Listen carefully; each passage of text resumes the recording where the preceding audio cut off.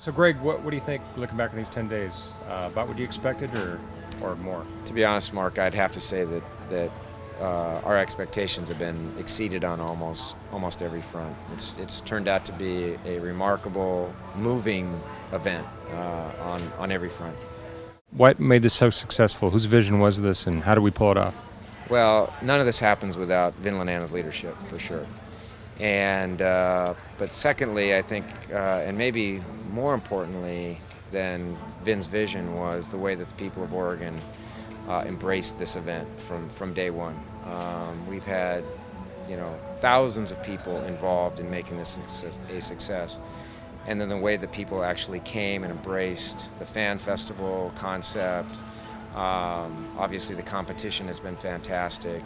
We've had some magical moments, including the men's 800. So again, so many things, so many people, and I think that's why it's been such a remarkable event.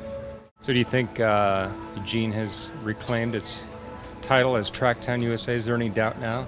You think the right choice was made? I do. I'd find it hard for anybody to debate that too loudly.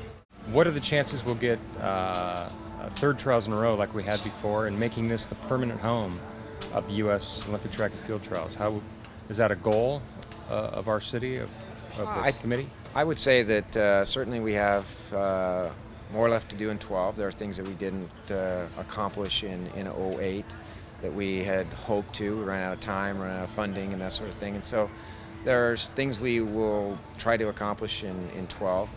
Looking at 2016, it might be a little premature, but I think that if the momentum is maintained, I think that Eugene would love to be the permanent home of a lot of major championships. Sure. So sure. We'll bid for almost everything, yeah. I'm pretty sure. So what about the Fan Fest? What do you think of that idea? Are we gonna build on that? We're gonna do that again for sure? Yeah, definitely. The Fan Fest has been, probably the biggest surprise in the way that people embraced it. We weren't quite sure. We didn't have a playbook. We wrote the playbook on this, so we'll definitely. I'm not so sure that we'll expand it, but we'll certainly refine it and try to improve it and make it an even better experience for spectators next time around. You mentioned some things to build on for 08 that you didn't get to do. What for 2012? What would those be? Again, I think that they're more minor things. It's not major things, but again, there'd be things inside the festival area that we weren't able to do, and I'm gonna leave some of those as surprises. Okay.